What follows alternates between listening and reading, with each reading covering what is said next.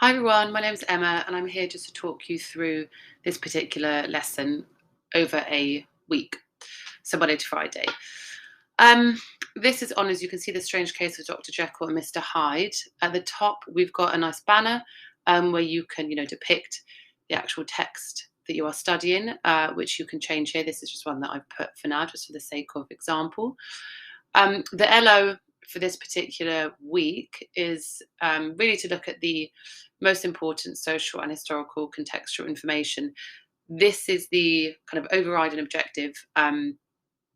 So I haven't put particular objectives for each day, but you can, of course, add those in, relating to what is kind of arranged for that day.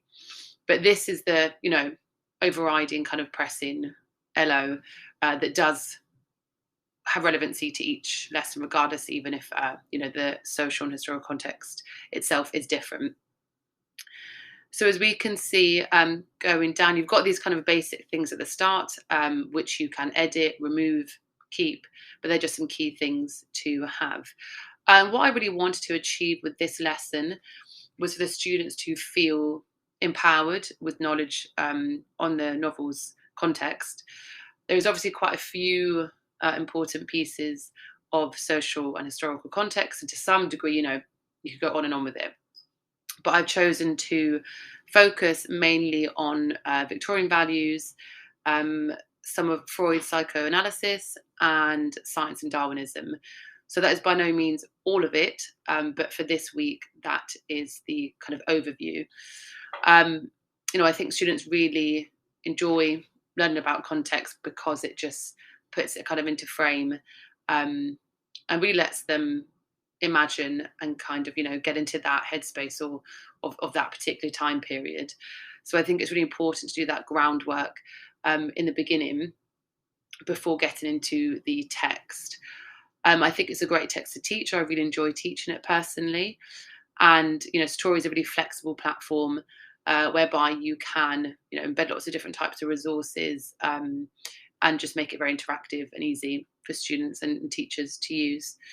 So as we can see, there are lots of different types of resources. You've got actual documents that pop out.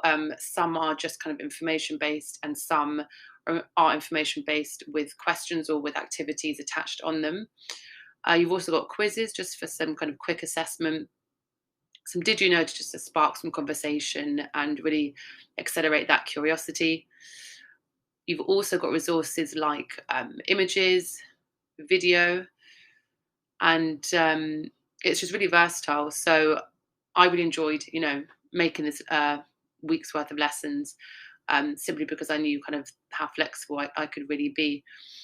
And as we've gone down, you can see that the different topics are being addressed. So here we've got Freud, a nice video to support that, quiz to kind of assess, and then some another worksheet.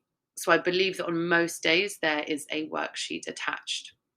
And then at the beginning, looked at kind of Victorian values and Stevenson, the writer. So to loop back to that kind of start, I've included some more on Stevenson, just to give that sense of kind of cohesion.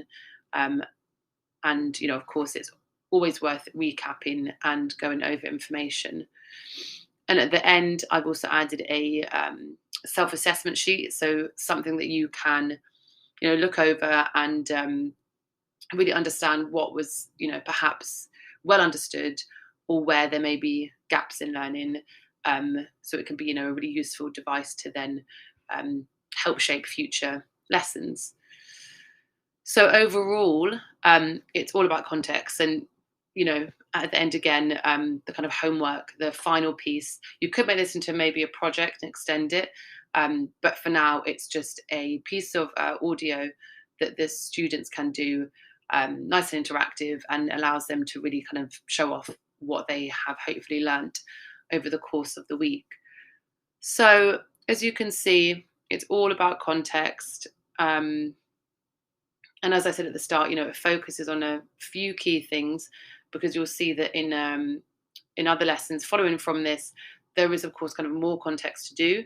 But I think it's important to also have a certain pace to it, so that, you know, the students can actually enjoy learning it and not feel necessarily too overwhelmed, because there is quite a lot to, you know, to get their heads around.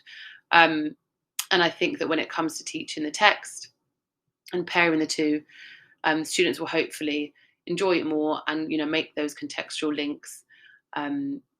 So I think that it's a great place to start. I hope that you found this presentation useful. And just a small note that, you know, this lesson is here for you, but of course you're welcome to edit as you see fit for your class and for your students. But it's certainly a template for you to take from and just adapt to your students and their needs. So I hope you enjoyed that. Thank you very much.